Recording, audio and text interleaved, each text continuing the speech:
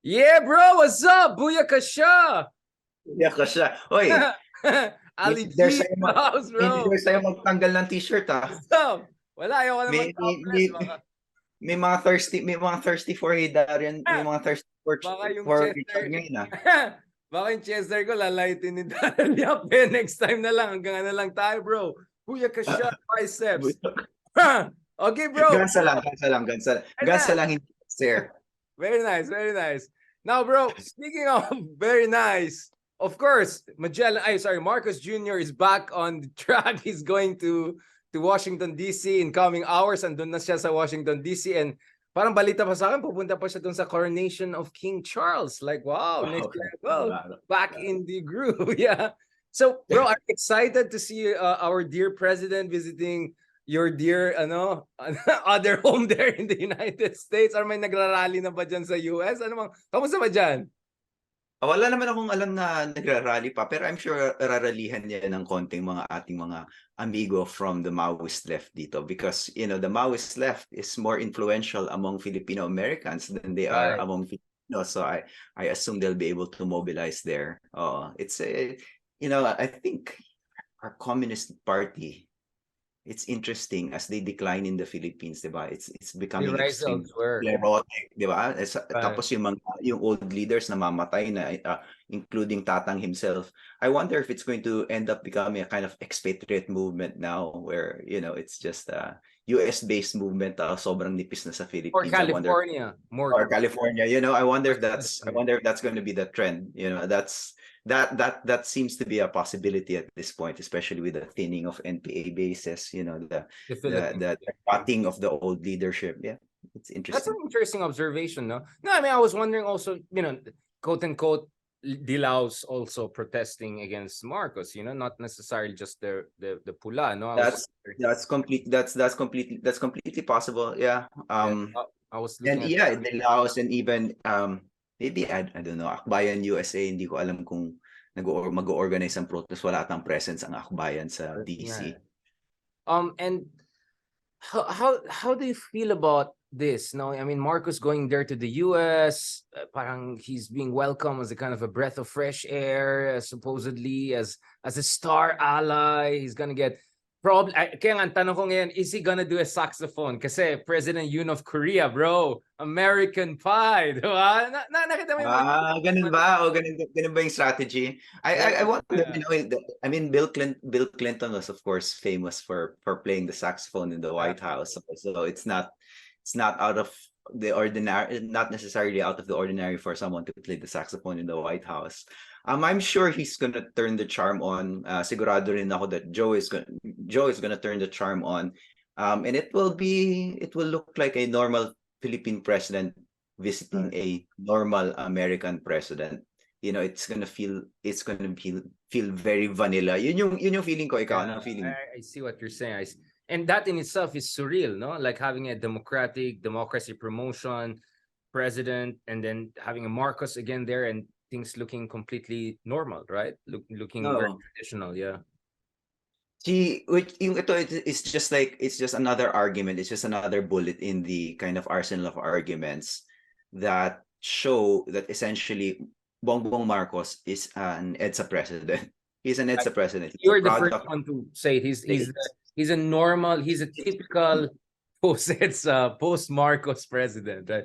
And I think so far you're coming out right, in a sense that he's not too strong really on political reforms. He's not too strong on social justice, but he's very strong on U.S.-Philippine alliance, and a bit stronger in China. Obviously, Philippine-China relations are really in a troubleshoot mode as far as the Chinese are concerned. Meron naman tayong hidwaan dyan sa West Philippine Sea most recently. And I think Marcos is the first president I know in recent memory who visited a massive US-Philippines war games. My telescope, Top Gun, camouflage, all of that. Bro, yeah, next level. Bro, mahilig siya pumorma, no? Mahilig talaga siya pumorma.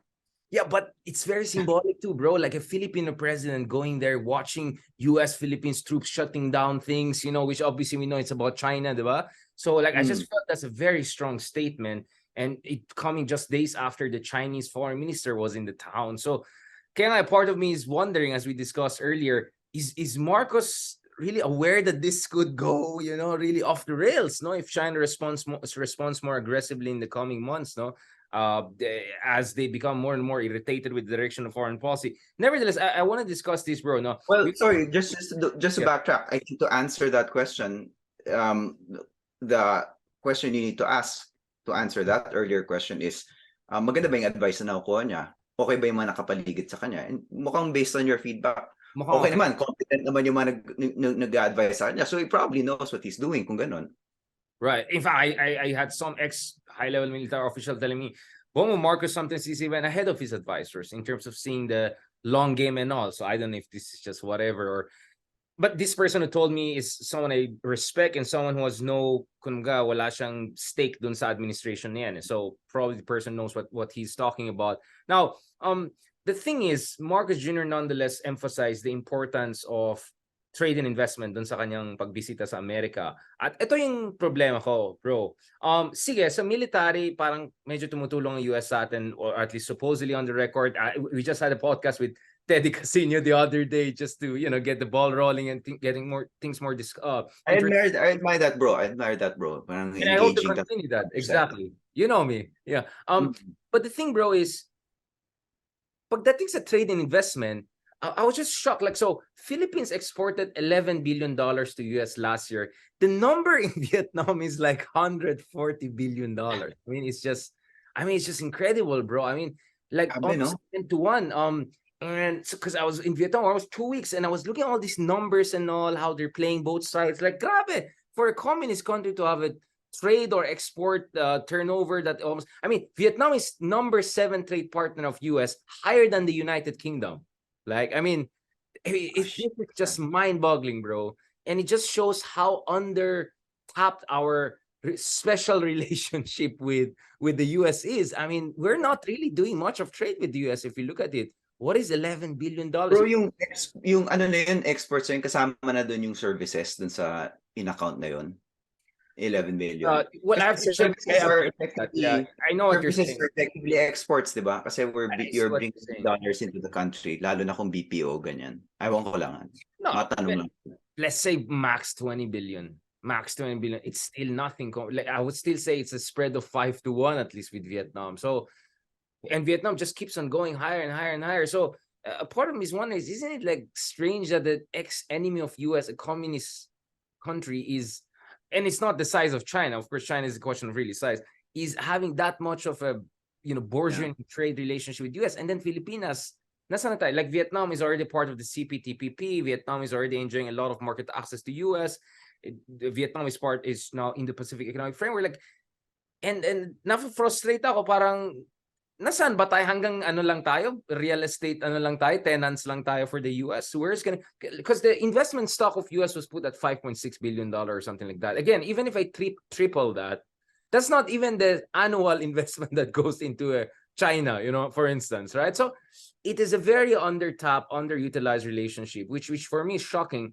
But my worry, bro, is now Marcos going to the US, what can really Biden offer him? Because you know it very well. In the US, the lobby is really for protecting American jobs, protecting American middle class, industrial policy. So I don't know what can the US really offer us.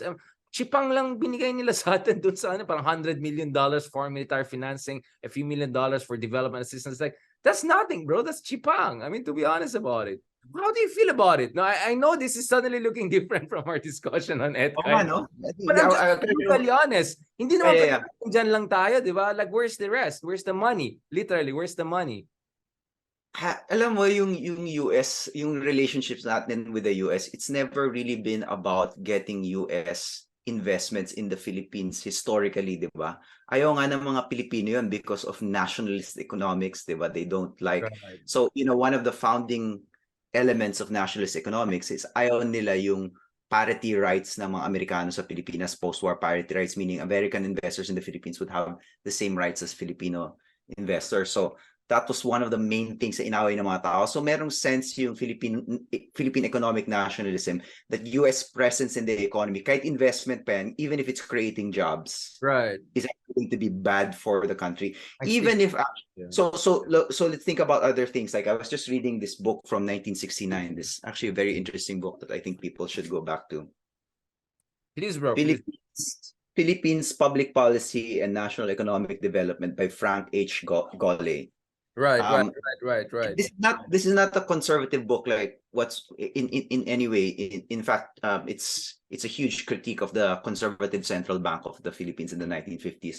But one of the things it's saying is that takot na takot yung Pilipino sa export industry, not just because you are protecting a small segment of the industrial class that benefited from ISI that was servicing the domestic market. The other reason was takot yung mga tao na kung i-encourage mo yung exports, mas maraming Amerikano na papasok sa Philippine economy. And ma-dilute yung power nitong industrial class ito. Now, the problem with that, of course, is if you reduce exports or if you don't create an export industry, then you don't create jobs, right? Because export industries create jobs, right? So, yun yung isa sa mga arguments ni Frank Gole. So, meron talagang sense na yung relationship, yung economic relationship with the US is about keeping the Americans out.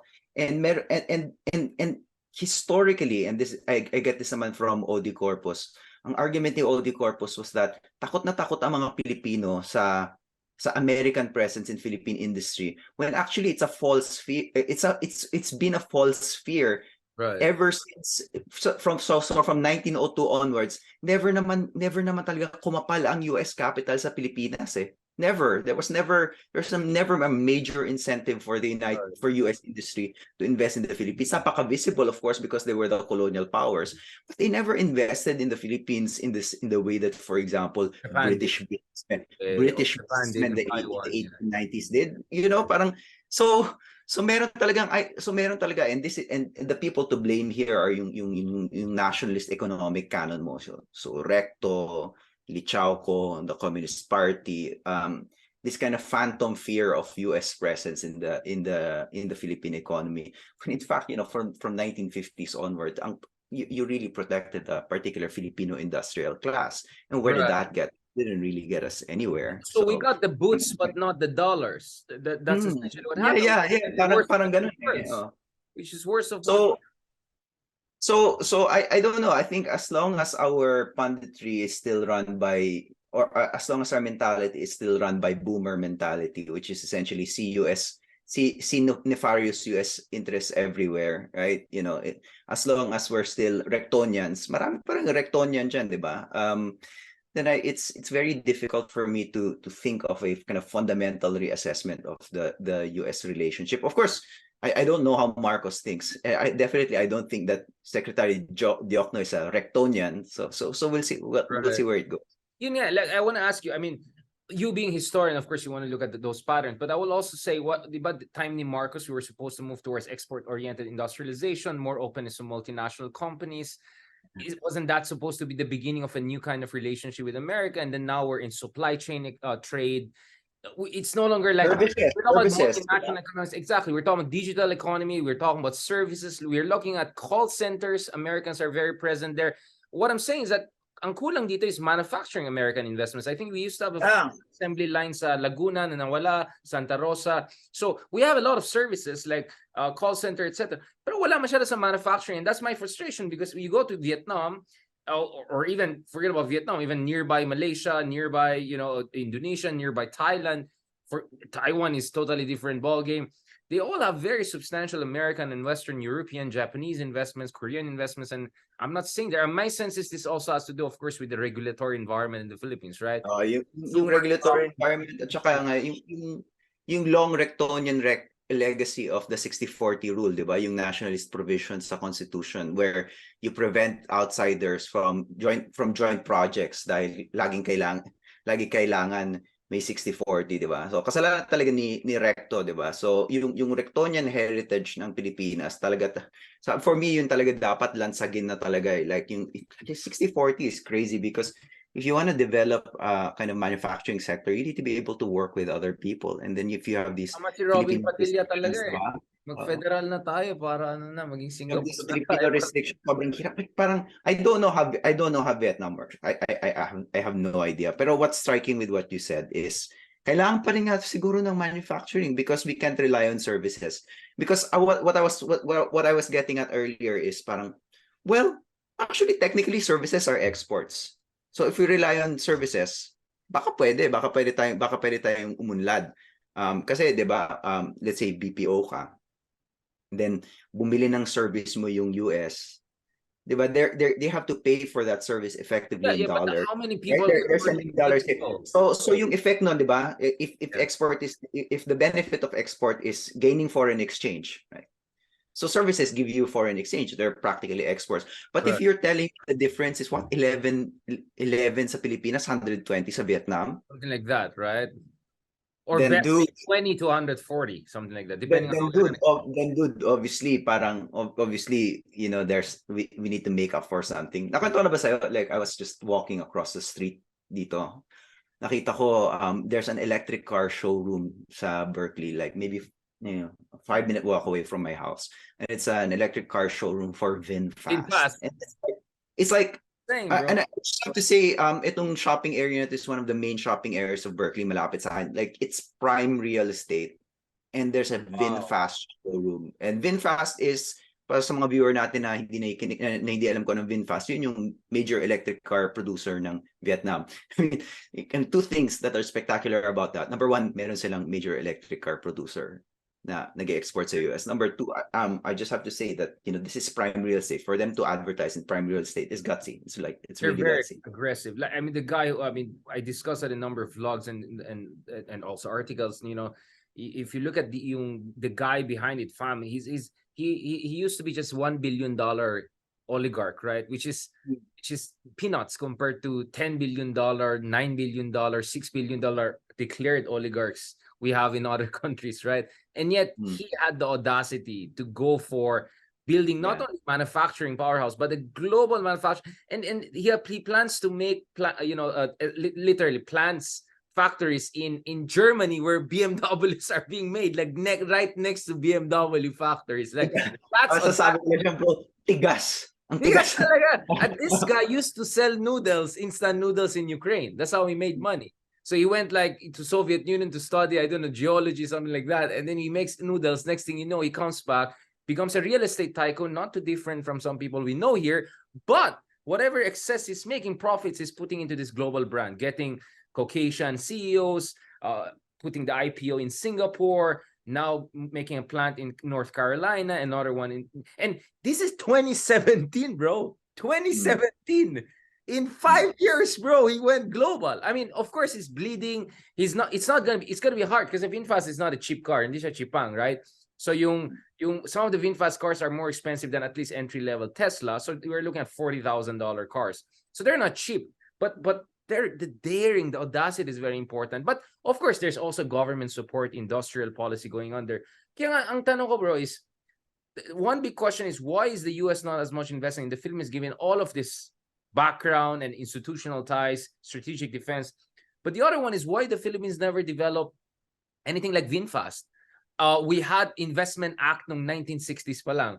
We had the Philippine National Bank that was supposed to help modernization, build some sort of the basics of a modern economy. 100 years ago, exactly 1920s. 1916. Yeah. So that's my point. Like, it's a big mystery to me why this is not happening. I mean, I know the answer, but still, right? But still, why are they not diversifying into those kind? Why are they so complacent? Why they don't feel the push? They don't have the audacity, the ambition to put the Philippines on the map in terms of this manufacturing and all. What was the key moment through which we could have developed an export sector relative to the US? Meron kang short window niyan eh. Kasi early 1950s, meron ka pang free trade with the United States. Pero legally, the United States controlled our currency. And what that meant was we could not make currency adjustments as long as it's more competitive and all that. Yeah. To make it more competitive. So I think this until 1955. So you have relative free trade with the US. And then 1955, hanggang 1955, kahit may free trade, hindi mo kayang gawing sobrang competitive yung exports mo because the US forced an expensive peso on us. So 2:1. Treaty bound tayo to follow 2:1. Now, 1955 onwards, wala nang imposition of 2:1. You could have depreciated your peso already at that time. That was for me the golden moment through which you could have created a manufacturing sector. that would have serviced an export industry that was geared towards the US, because you Was had that two the things. only window, bro? Because Vietnam is building it now Well, today. well, for me, like, this was the best window. I'm sure there were other windows Yeah, I afterwards, see but your this point, this was the but I'm best just pushing window. you, bro. Why? Why best window? Kasi 1955 onwards, most of the free trade agreements between the Philippines and the US were still around. Remember, nagsara yung free trade, Correct. nagsasara yung free trade from 1946 until the mid 1970s. Pasara ng pasara yung window mo of free trade, di ba? Because ang assumption is you weren't part of the US anymore, right? And you didn't need those provisions. And then until 1955, you couldn't completely exploit that kasi imposed as artificially expensive yung peso mo. Ano yun? Colonial ano yun, imposition ng US yun. Actually, that was a form of neocolonialism which nobody detected, right? Clear-cut neocolonialism.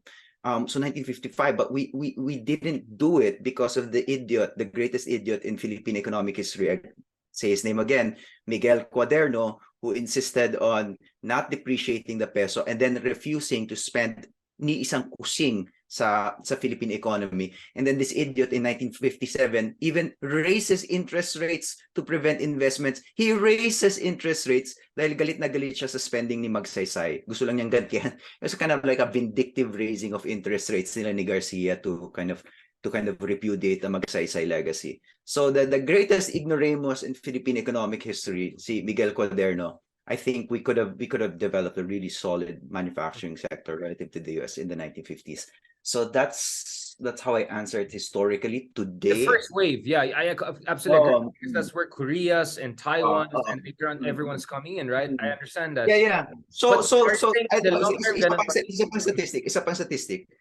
From 1945 to 1957, the world export rates were at 180% of pre-war levels. World yan, globally yan.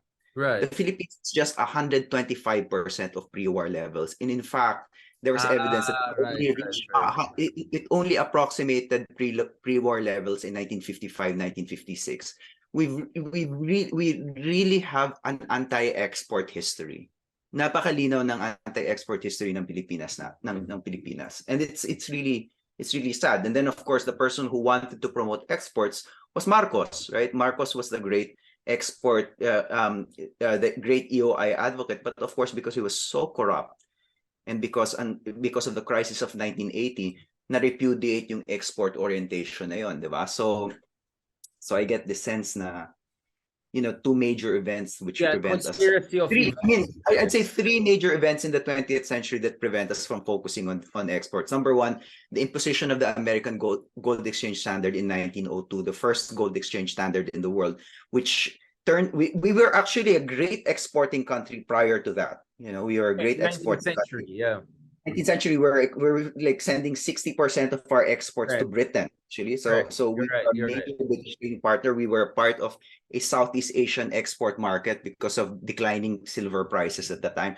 And then the Americans imposed gold on us in 1902. And gold is an expensive currency para sa mga viewers natin. Every time you have a very expensive currency, ang tendency na bumaba ang export kasi nagmamahal yung products mo. So that was the first.